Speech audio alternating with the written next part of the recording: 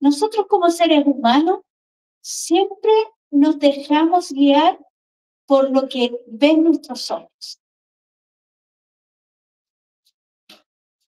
Si vemos a una persona que está caminando por allí por la calle y no se ha hecho aseo en su persona, anda con sus ropas rotas, sus zapatos a lo mejor viejos, ¿no es cierto? A lo mejor anda con un montón de bultos cargándolo. ¿Qué pensamos de él? Pensamos que es un homeless, que es un vagabundo, ¿no es cierto? Y si yo le digo que vemos a una señora con sus bolsas bien vestida y con sus tacos bien altos, ¿qué pensamos de él? ¿Qué podríamos pensar de esa persona?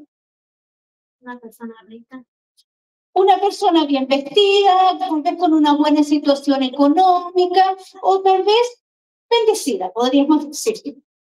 Ok, lo que miran nuestros ojos es lo que nosotros juzgamos. A veces lo que escuchan nuestros oídos es lo que nosotros juzgamos, pero no siempre lo que nosotros vemos es. ¿Ustedes alguna vez han visto a un show de talentos de estos típicos de la televisión? Un show de talentos donde una persona va a presentar su talento que tiene, por lo general, bailar o cantar, y unos jueces que están allí para juzgar lo que la persona hace. En uno de estos shows de talentos, ¿qué importa qué nombre del show? Pero llegó una señora vestida muy sencilla, diríamos mal alineada, como que no tenía un buen vestir. Una persona con su semblante triste, a pesar de que estaba nerviosa de estar en ese lugar, pero su semblante era triste, porque su vida era triste. Era considerada como una persona lenta, según los maestros. Una persona que solamente se dedicaba a cuidar a sus padres, que no había ido a la universidad, no había estudiado, era una persona que simplemente servía para cuidar a otros. Cuando llegó a ese lugar a presentar su talento, le empezaron a hacer preguntas y ella pues contestaba con una sencillez que empezaron a sonreírse de ella, empezaron a burlarse. Pues, ¿qué vendrá a ser esta mujer aquí, verdad? Una mujer ya mayor, no era joven, no era buena moza, no estaba bien vestida, supuestamente para el show. ¿Qué podríamos recibir de esa mujer? Y pues hasta los jueces se empezaron a burlar de ella y por supuesto el público también. Hasta que le dieron la oportunidad de que cantara. Y cuando empezó a cantar, todos empezaron a quedar con la boca abierta. Y las expresiones del jurado les dio hasta vergüenza haberse mofado de esa mujer sin saber realmente cuál era su talento. Esa mujer que empezó de esa manera tan sencilla, llegó a ser una mujer muy famosa, hasta que le fue a cantar al Papa antes que muriera. Susan Boyle era su nombre, de aquella mujer que las apariencias engañan. No juzguemos a alguien si no lo conocemos, si no conocemos su historia por detrás. Pero ese es el título de este tema el día de hoy, el poder engañoso de las apariencias. Hay una historia en la Biblia cuando Samuel, el profeta Samuel, va a ungir a David, que iba a ser el próximo rey. Pero no lo hizo en frente de una ceremonia. No lo hizo para que todo el mundo lo viera, porque en eso entonces todavía vivía el rey Saúl. El rey Saúl había sido desechado por Dios, porque él no quiso hacer la voluntad de Dios, Samuel estaba triste porque ya Dios no escuchaba a Saúl. Samuel estaba triste porque ya Dios no escuchaba a Saúl, al rey Saúl, ni le respondía. Entonces Samuel dice, Dios, ya no llores por Saúl. Ve a Belén y en Belén, en la casa de Isaí, yo te voy a mostrar quién va a ser el próximo rey. Y Samuel, profeta muy obediente a Dios, dejó de llorar y fue a buscar a la casa de Isaí. Y Dios le dijo, yo te voy a mostrar quién va a ser el rey. Entonces, cuando Samuel llega a la ciudad de Belén, vienen los altos principales de la ciudad, porque cuando llegaba el profeta, era o porque traía buenas noticias o porque traía malas noticias. Y entonces era alerta, era como, ¿a qué viene? ¿Qué quiere? Entonces dice que Samuel no podía decir a qué iba, porque recuerden que todavía vivía, ¿quién? El rey Saúl. No podía decir, era un secreto entre Samuel y Dios. Y llegaron allá a Belén y le dice que, Samuel dice que va a levantar un holocausto y va a hacer ofrenda a Dios. ¿Ok? Dijeron los principales sacerdotes, que bueno, ¿verdad? Que venga y haga. Pero le dijo, vengo a visitar a la casa de Isaí. Cuando llegó a la casa de Isaí, imagínense, es como recibir a un rey, ¿no? Toda la casa empezó a correr para allá y para acá. ¿Qué quiere? Samuel, ¿a qué viene? Y Samuel todavía no podía decir nada. Entonces le dijo, trae a tus hijos. Y vinieron a presentarse los hijos a donde estaba Samuel. Y el Señor le dijo, vamos a ir a ver ese texto, que es muy importante. Vamos a ir a ver Primera de Samuel 16, del 1 al 13. Primera de Samuel 16, del 1 al 13.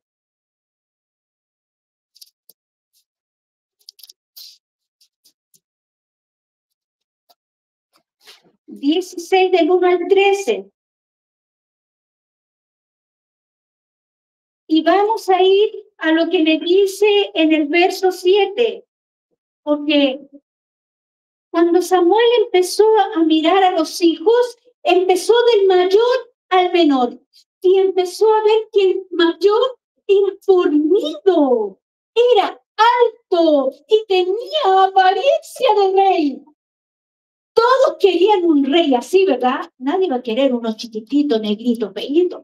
No, todos queremos uno alto, y no solo fornido, y también lo queremos de una hermosa apariencia. Y el primer hijo de Isaí era así, hermoso. Léanlo, veamos lo que dice el verso 7, vamos del 6. Cuando ellos vinieron, Samuel vio a Eliab era el primero, y pensó, de cierto, ante el Señor está su ungido. Este va a ser el rey. Pero el Señor respondió a Samuel, no mires su parecer ni su gran estatura, porque yo lo desecho, porque el Señor no mira lo que mira el hombre mira lo que está delante de sus ojos, pero el Señor mira el corazón. Entonces, les sigo contando la historia, viene el primero y el Señor le dice, no, ese no. El segundo, ese tampoco. El tercero, tampoco. El cuarto, tampoco. Y cuando se le acabaron los hijos, le dijo, no entiendo, ¿verdad? Si Dios nos está mandando a ungir al próximo rey, y le dice, ¿acaso tú no tienes más hijos? Ah, sí, le dice Isaí, sí, el chiquito, pues, el más chiquito. Está allí apacentando las ovejas. Samuel dice, pues, ve y manda a llamar, porque nadie se va a sentar a la mesa hasta que él no llegue. El más pequeño. Que Dios no mira las apariencias, sino que mira el corazón. Y cuando llegó David, no sabía qué pasaba, ¿verdad? Era un muchacho, un adolescente, quién sabe, entre unos 16, 17 años tal vez, muy jovencito, no sabía lo que pasaba. Y cuando llegó al lugar, pues Samuel lo ungió a él. Imagínense, ¿saben que en esos entonces la familia tenía un poder enorme? Cuando después del padre venían los hijos y el hermano mayor tenía el poder de los hermanos menores. Imagínense cuando Samuel quiere ungir, Isaí decía, pero ¿cómo no vas a ungir a mi hijo mayor? ¿Cómo no vas a ungir al último? O en el segundo, el tercero, ¿por qué vienes a ungir al último? ¿Qué habrán dicho los hermanos, verdad, de David? ¿Qué tienes tú que no tenga yo? Pero es increíble, porque a Dios no los podemos engañar. David dice que desde que fue ungido, el Espíritu de Dios estuvo sobre David. Si siguen la lectura, que yo no tengo el tiempo, pero dice que Dios mira el corazón de los seres humanos y Dios elige a sus siervos. El poder engañoso de las apariencias. Con esta introducción, entonces les voy a invitar a que vamos al tema. Les invito a que inclinemos el rostro. Señor y buen Dios, en esta mañana, Señor, le pido por favor la presencia del Espíritu Santo que hable a nuestros corazones, abra nuestra mente para poder entender el mensaje que usted trae. Señor, nosotros vemos lo que mira el hombre, pero usted mira lo que hay en el corazón. Enséñanos, Señor, su palabra en esta mañana, en el nombre de Jesús. Amén. La historia que les tengo que contar en esta mañana se encuentra en el libro de Marcos. Vamos a ir al libro de Marcos. Cuando estudiamos el libro de Marcos el año pasado en escuela sabática, aprendimos que Marcos le encantaba tener historias sándwich. ¿Se acuerdan de eso? ¿Qué es una historia sándwich? ¿Alguien se acuerda? Eran dos historias que eran dos eventos, pero que significaban lo mismo. Empieza una historia, luego para la historia allí, sigue con la segunda historia, y cuando termina con la segunda historia, vuelve a la primera historia y redondea el tema. Es más o menos lo que vamos a ver ahora en la historia de Marcos. Marcos 11 está Jesús en la última semana. Ya no era semana, eran los últimos días antes de la crucifixión.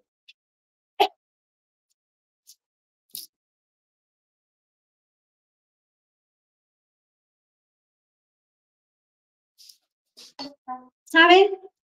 Esos días Jesús ya venía cargando una tristeza en sus hombros. Ya sabía lo que venía, que era la crucifixión. Y dice que venían de Betania hacia Jerusalén. Vamos a leer Marcos 11 del verso 12, 13 y 14, que fue la lectura bíblica. Y dice, al día siguiente, cuando salieron de Betania, Jesús tuvo hambre y viendo de lejos una higuera que tenía hojas, fue a ver si tal vez hallaba en ella algo como para comer. Pero cuando llegó a ella, nada halló, sino hojas. Pues no era tiempo de higos. Entonces Jesús dijo a la higuera, nunca jamás coma nadie fruto de ti. Y lo oyeron esas palabras sus discípulos. A ver, ¿cuántos de nosotros conocemos una higuera? Es un árbol muy famoso, digo famoso porque es conocido en varios países y también era un árbol muy típico de Israel. ¿Qué fruto da la higuera? Higos. ¿Da solo higos? ¿Cuántos frutos da? 2. 2. Y tal vez más, porque estuve leyendo que hay otras higueras que dan hasta 4 veces al año. Pero, por lo general, dan 2 veces frutos. Primero da un fruto más grande que se llama breva. Y luego las brevas salen junto con las hojas. Entonces, cuando Jesús mira el árbol de la higuera, al verlo frondoso con las hojas, ¿qué era lo que quería Jesús encontrar allí? Higos. Higos o brevas, porque tenía hambre, quería comer. Pero la higuera era engañosa, se veía frondosa, pero no tenía higos. Claro, la palabra de Dios dice que no era tiempo de higos. Pero a veces pueden quedar algunos retoños de los higos. Y Jesús tenía tanta hambre que quería comer. Y Jesús, miren, Jesús bendijo tanto a la gente, pero esta vez, el último milagro de Jesús que habla Marcos, ya no fue de bendición, sino que fue de maldición. Dice, nunca más crezca de ti frutos. Jesús maldijo a la higuera. ¿Qué creen ustedes que pensaron los discípulos? Que porque no encontró frutas maldijo la higuera, pobre higuera inocente. ¿Qué creen ustedes? Que es justo. Pero cuando Jesús hace algo, lo hace con un propósito, con una razón. Y eso es lo que queremos descubrir. ¿Cuál fue el motivo? ¿Por qué Jesús maldice a una inocente higuera? Tal vez la higuera era estéril. Empecemos por ahí. O segundo, simplemente no era tiempo de higos. Pero Jesús quería enseñar una lección a sus discípulos. Y fíjense, hasta ahí queda la historia. La vamos a dejar en pausa y vamos a seguir, porque Jesús venía de Betania hacia Jerusalén. Y Jesús pasó por la higuera, la maldijo y siguió caminando. ¿A dónde llegó? A Jerusalén. En Jerusalén, ¿a dónde creen ustedes que fue? Lo más importante de Jerusalén. Al templo. Sigamos leyendo ahí mismo el verso 14. Después del 14 vienen 15, la purificación del templo. Vinieron pues a Jerusalén y entrando Jesús en el templo comenzó a echar fuera a los que vendían, compraban en el templo y volcó las mesas de los cambistas y sillas de los que vendían palomas. Y no consentía que nadie atravesase el templo llevando utensilio alguno. Y se les enseñaba diciendo, ¿no está escrito, mi casa será llamada casa de oración para todas las naciones? Mas vosotros la habéis hecho cueva de ladrones. ¿Por qué el Señor, que había dicho que edificaran ese templo, se había dicho que la bendición del templo iba a venir el Mesías, ahora dice que es cueva de ladrones? ¿Ustedes saben quién eran los cambistas? Los vendedores ¿de qué? De animales. Acuérdense que allí se compraba el animal. Ahora preguntémonos, ¿por qué se compraba el animal? Porque la gente, cuando se hacía la Pascua o otras cosas, venían para no traer sus animalitos cargando de dónde venían, entonces compraban el animal para el sacrificio dentro del templo. Pero ¿qué pasa? Que estos cambistas, que vamos a decir que eran como los banqueros de hoy en día, eran quienes cambiaban las monedas. Si una persona era extranjera y traía otro dinero, le cambiaba el dinero para poder comprar el animalito que ellos le ponían precio. ¿Y ustedes creen que le ponían un precio barato? No, era un gran negociazo allí. ¿Ah? No solamente eso, sino que tenían que convertir ese dinero en el dinero del templo. El templo tenía un dinero solamente el templo. Y para poder comprar ese animalito, tenían que cambiarlo a tiras. Tiras se llamaba la moneda del templo. Entonces, ustedes que envían dinero a México o a cualquier otro lugar, cuando enviamos $100, ¿cuánto le llega ya a nuestra familia? ¿Los $100? No, siempre es menos, ¿verdad? ¿Por qué? ¿Quién se queda con un poco? La transferencia, los cambios. Pues así la gente dirá, así son los negocios, ¿verdad? Siempre hay una parte que ganar. ¿Qué pasa? De que esta gente había hecho la casa de Dios, que era santa, sagrada, la habían hecho un comercio. Habían hecho allí transacciones ilícitas. Por eso que el Señor le dice que la habían convertido en cueva de ladrones. Ese templo, hermanos, era un templo impresionante, apariencia increíble, con sus paredes enormes. Nada con este templo, era un templo hermoso. Y su arquitectura era totalmente ornamentada. Tenía un patio, dice que era ese patio para hacer los ritos, ¿cierto? De equivalente a 5 estadios de fútbol. Para que veamos la inmensidad del lugar. Dice que en ese patio se mataban más de 200.000 animales sacrificados el día de la Pascua. Así que se imaginan ustedes de la inmensidad que estamos hablando. Y viene Jesús y empieza a tirar las mesas y a hablarle a la gente y a gritarle y a enojarse, porque Jesús estaba enojado, hermanos. No estaba, sí, por favor, muévanse. No, ¿verdad? Él habló con autoridad, la autoridad que tiene un rey.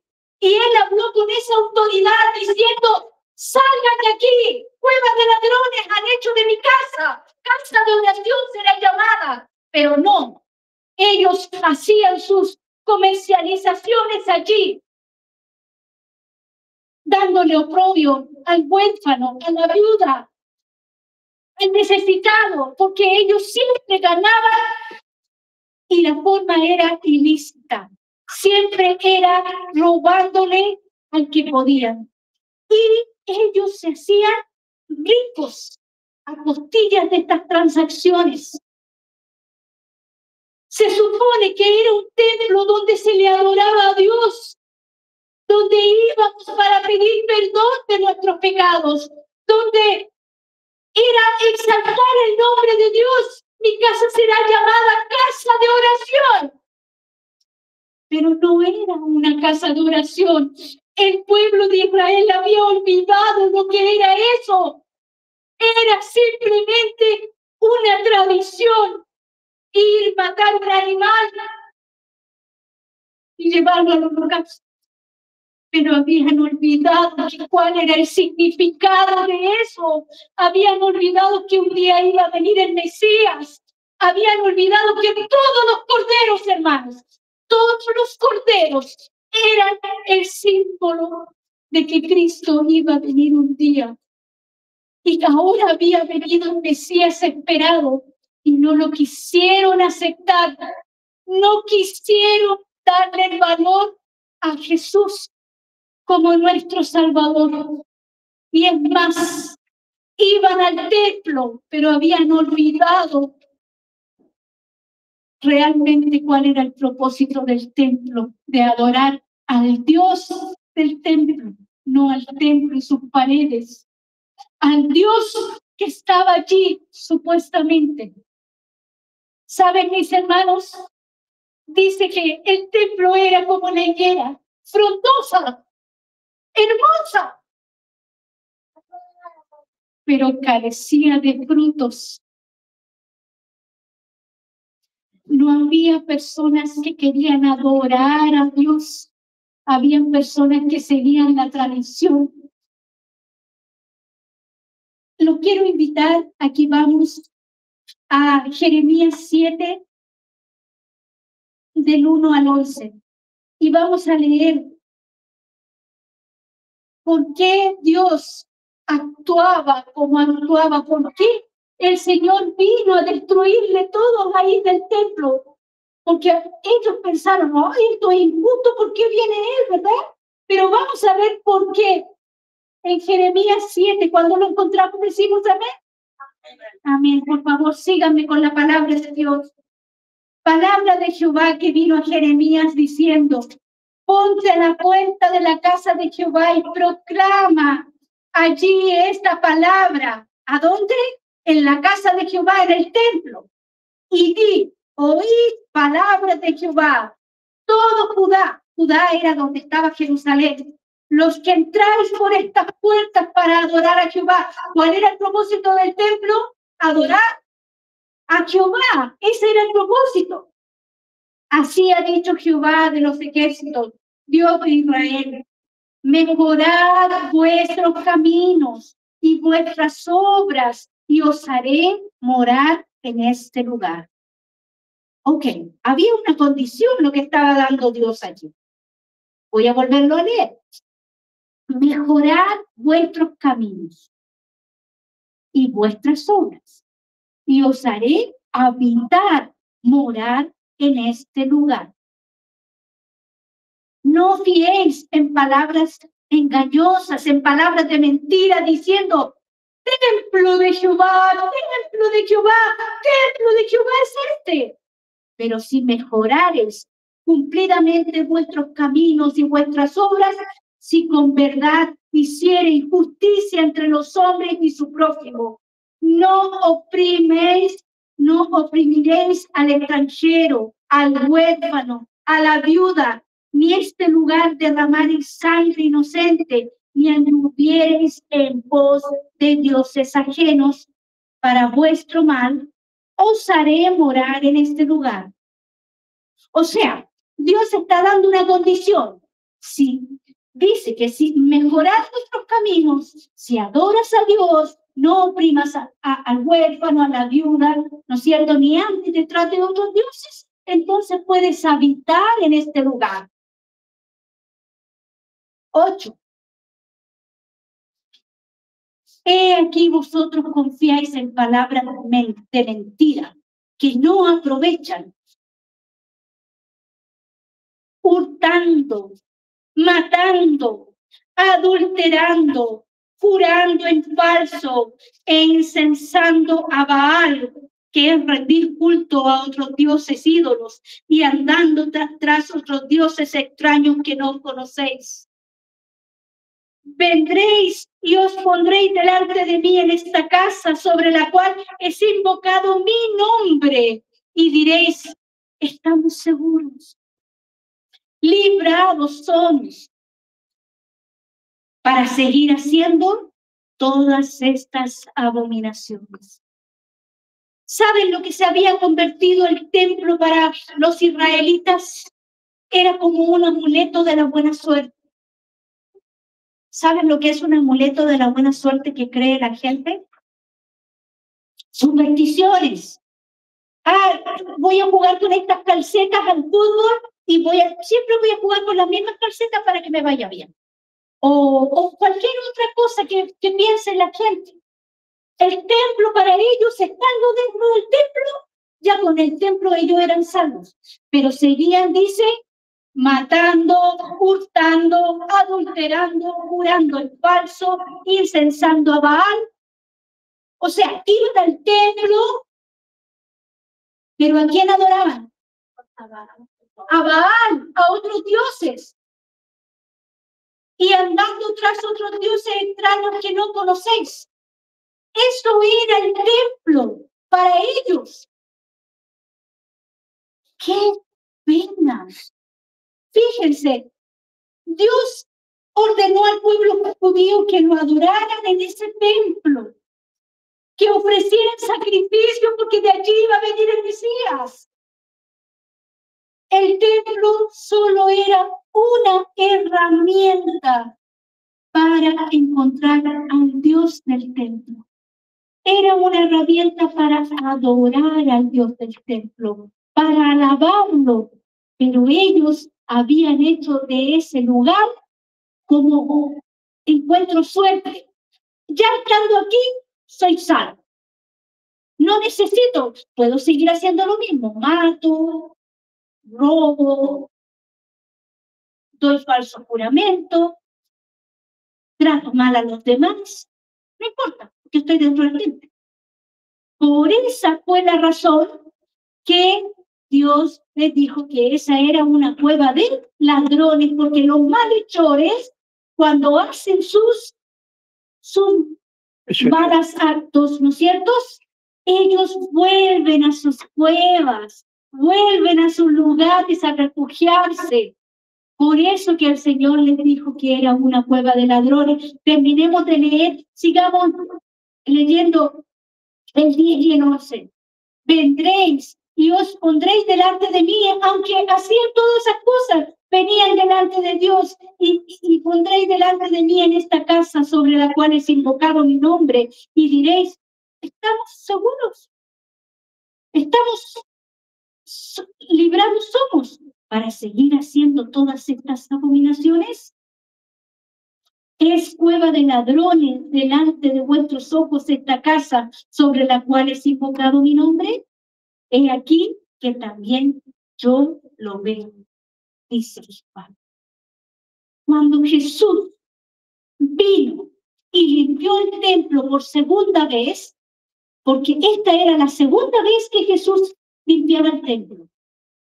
La primera la hizo cuando empezó su ministerio y ahora lo hace por segunda vez por temas de deshonestidad. No eran honestos. Entonces, el propósito del Señor era no solo hacerles saber que estaban mal, sino que el propósito del Señor era reformar el templo. A causa de la deshonestidad de las personas que vendían animales para sacrificarlos. Jesús lo llama cueva de ladrones. Ese era el propósito del Señor. Pero los discípulos no lo entendían. Lo mismo que con la higuera. ¿Por qué maldijo la higuera? ¿Qué era la higuera? ¿Saben ustedes qué significaba la higuera? ¿Alguien sabe? Significaba el pueblo de Israel. La nación judía, hermanos.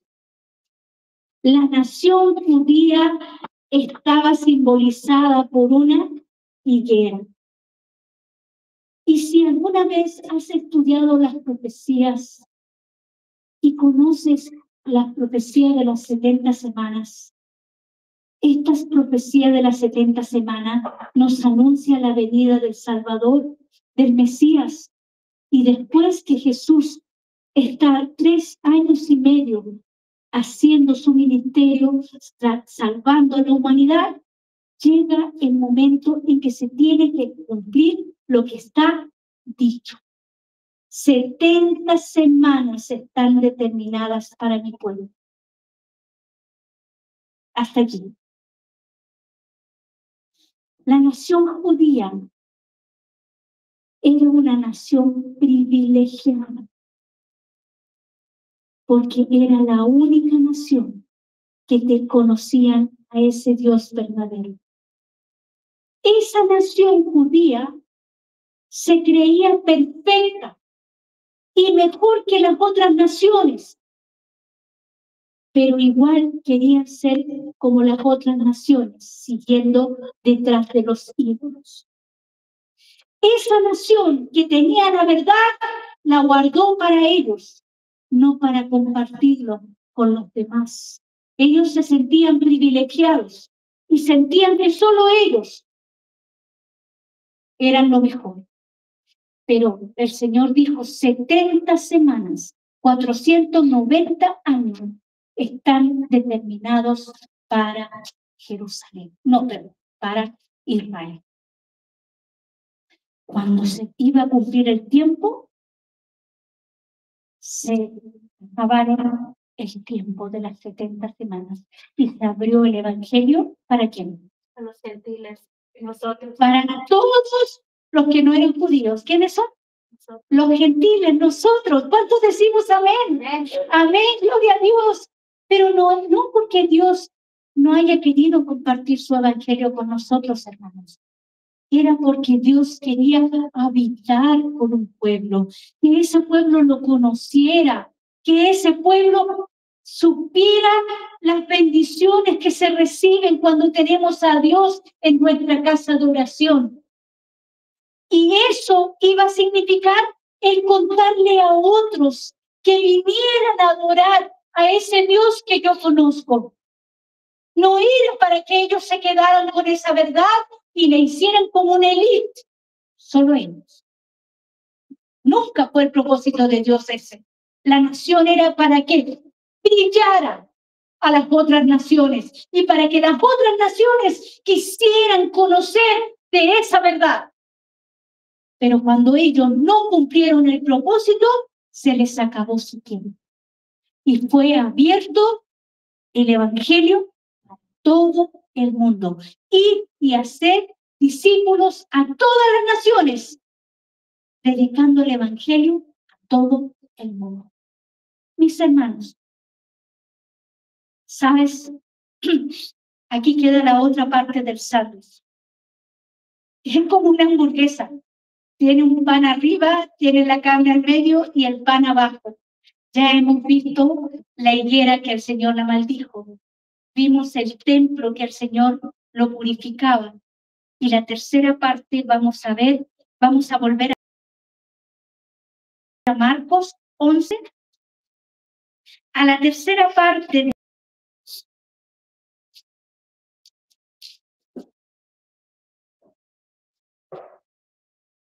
el verso era Marcos 11, vamos a ir del verso 20 en adelante. Después que salió del templo, se fue de allí y pasando por la mañana vieron que la higuera se había secado desde las raíces. Venía pasando de nuevo Jesús por la misma higuera y los discípulos vieron que las raíces... Entonces, adivinen quién. Pedro, siempre el primero, ¿verdad? Entonces Pedro, acordándose, le dijo, Maestro, mira, la higuera que maldijiste se ha secado y se secó de la raíz hasta la punta, hermano. Entonces Jesús le dijo, respondiendo Jesús le dijo, tened fe en Dios. Por eso les digo que los discípulos no tenían idea ni entendían cuál era la acción del maestro. ¿Por qué en vez de bendecir, si había venido a buscar y a salvar lo que se habían perdido, ahora era momento de maldición? No solamente la higuera, también el templo. ¿Por qué, hermanos? Porque no solamente tenemos un Dios lleno de amor y de misericordia, sino que tenemos un Dios justo, un Dios lleno de justicia. Y esta es la parte de justicia. No tenía nada con la higuera. La higuera era inocente, era simplemente un símbolo. Significaba la nación judía. Esta nación judía que Dios hizo tanto por ellos, que quiso habitar en medio de ellos. Pero aún así, ellos le rechazaron. Vino en persona aquí a la tierra, dispuesto a dejar su trono, su gloria, todo el cielo, por venir en rescate por ti y por mí. Vino porque estaba escrito para cumplir lo que habían dicho los profetas. Todo se tenía que cumplir. ¿Cuántos decimos amén por eso? Amén, porque está escrito en la profecía. Amén, todo lo que dice Dios, todo se cumple. Tenía que venir el Salvador para ser juzgado por la nación judía. Fue lo último que el Señor hizo por ellos. Me da tristeza porque sabe que el Señor le dice a los fariseos y a los escribas y los fariseos, Estaba leyendo en esta mañana las palabras que le dice que es increíble porque Jesús les decía a ellos directamente que eran hipócritas. Hipócritas, le decía, tienen tus vestiduras tan hermosas, pero por dentro estás tan lleno de maldad. En vez de hablarle la verdad al pueblo y contarle de que va a venir el Mesías, ellos estaban afanados en sus negocios, haciendo negocios ilícitos, y no solamente eso, enriqueciéndose a costillas del pueblo. Amor al dinero, amor a sí mismos, al poder. ¿Saben lo que significaba cuando vino Jesús? Que les podía arrebatar el poder a ellos. Por eso que querían matarlo. Porque Jesús podía, si él hubiese querido, se hubiera proclamado rey. Pero Jesús no vino a ser rey de esta tierra para librarnos de los romanos. No, ese nunca fue su propósito. Él era más que eso. Él estuvo dispuesto a dar su vida por cada uno de ellos y por cada uno de nosotros, hermanos. ¿Sabes? La higuera representaba el símbolo de la nación judía. El templo, que era lo más hermoso que tenía Israel, era frondoso como la higuera, pero era engañoso porque no dio frutos esperados por los frutos que esperaba Dios. Es triste.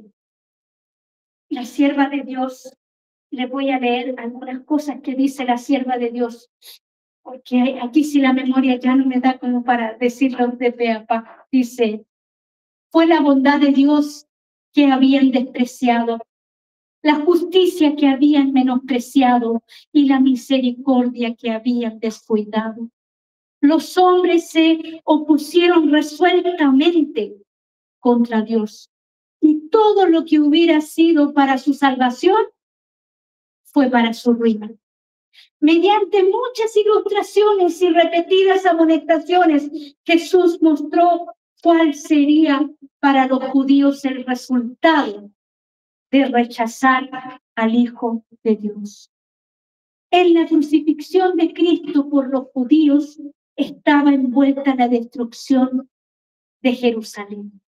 La sangre vertida en el Calvario fue el peso que los hundió en la ruina de este mundo y del venidero.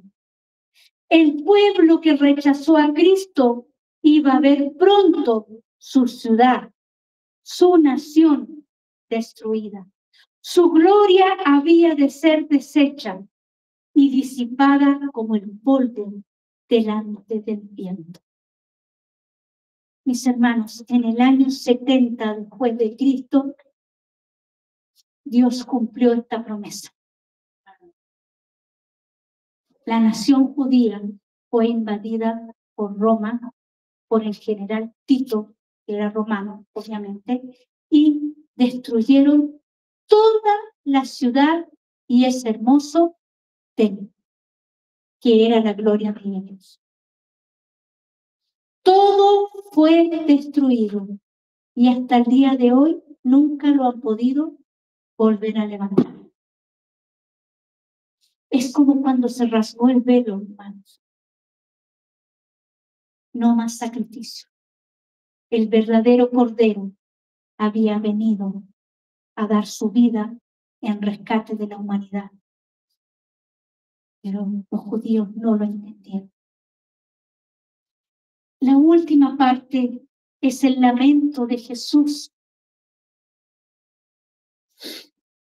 Jerusalén, Jerusalén, su amada Jerusalén.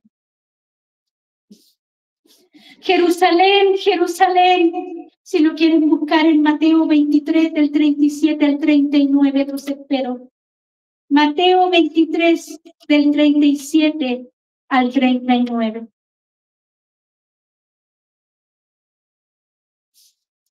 Si Jesús se lamenta por algo, ¿verdad?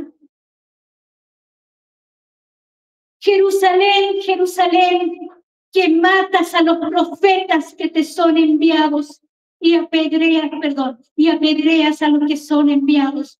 ¿Cuántas veces quise juntar a tus hijos como la gallina junta a sus polluelos debajo de las alas y no quisiste? He aquí vuestra casa os es dejada desierta, porque os digo que desde ahora no me veréis más hasta que digáis, bendito el que viene en el nombre del Señor. Estas fueron las últimas palabras de Jesús hacia su amada Jerusalén. ¿Cuántas veces quise juntarlo como la gallina junta sus polluelos? Y no quisiste. Vuestra casa os quedará desierta. Y así fue, cumplido, dicho y cumplido. Hoy en día te puedo preguntar, Ucaya, ¿cuántas veces quise juntar a mis hijos, a mis polluelos, debajo de mis alas? Pero no quise. ¿Qué más necesita Jesús hacer? Ya dio su vida por ti, ya dejó el cielo por ti. ¿Qué necesita más hacer Jesús por ti hoy en día? Para que no diga un día el Señor, no quisiste. ¿Cuántas veces quise activarlos en la obra misionera, en los grupos pequeños, y no quisiste participar? ¿Cuántas campañas evangélicas, sermones llamados y no cambiaste? ¿Cuántas veces quise que tuvieras tu vida? ¿Cuántas veces quise que vivieras tu vida como si yo ya viniera a buscar? Como la gallina junta sus polluelos debajo de las alas, el Señor nos quiere unir debajo de sus alas. ¿Estás dispuesto a cobijarte bajo su protección y hacer su voluntad hoy en día? ¿Quieres decirle a Jesús, Señor, yo quiero ser fiel hasta la muerte? ¿Quieres decir, Señor, yo quiero contar a otros lo que tú has hecho en mi vida? ¿Quieres decir, Señor, yo quiero llevar este evangelio a mi vecino, a mi vecina, a las visitas, a las otras personas que todavía no te conocen? ¿Quieres decir, Señor, yo quiero vendar a los quebrantados de corazón? Señor, yo quiero publicar libertad a los cautivos. Señor, yo quiero anunciar que tú vienes pronto. ¿Estás dispuesto a venir cuando el Señor quiere que sus hijos se junten bajo sus alas? ¿Quieres ser tú cobijado por el Señor en esta mañana? Si quieres ser cobijado por el Señor, ponte de pie y dile, Señor, yo quiero ser fiel, quiero aprender a ser fiel. Perdóname, porque soy malo, porque soy mala, porque en mí no hay nada bueno. Pero tú eres quien tienes el poder de transformar mi vida. Eres tú el que tiene el poder de bañar mi vida, transformarla y hacerla diferente. El Señor en esta mañana te dice que te ama con su corazón, que un día va a venir por nosotros. ¿Cuántos decimos amén? Va a venir por nosotros a buscarnos. Tal vez yo no lo vea cara a cara porque tenga que morir. No sé qué va a pasar contigo, hermano. No puedo ver el futuro. Pero lo que sí te puedo decir es que yo quiero ver cara a cara al Señor cuando el Señor me levante. Yo quiero ser parte de ese pueblo redimido. Hoy día aprendimos que cuando el Señor echó al demonio y a todos sus ángeles, la tercera parte de sus ángeles, quedó un espacio en el cielo. Y ese espacio en el cielo va a ser lleno ¿con quién? Los redimidos. ¿Con quiénes? Con los redimidos, hermanos.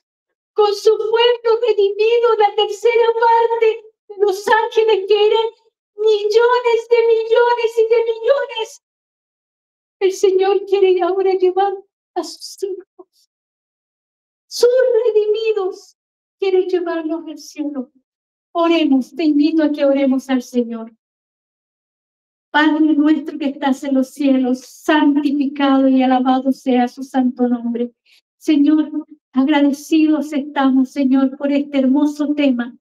Porque cuando nosotros no comprendemos lo que usted hace, Señor, su palabra lo explica. Gracias, Señor, porque usted tenía un propósito de hacerle ver a los discípulos cuál iba a ser el final de su propia nación. Señor, por favor, enséñanos cuál va a ser el final de nosotros. No importa lo que pase o no importa lo que venga, ayúdenos a ser fieles a la muerte. Ayúdenos, Señor, en especial a decir, heme aquí, envíame a mí. Que la honra y la gloria sean exaltadas en esta mañana. Y todos decimos, amén.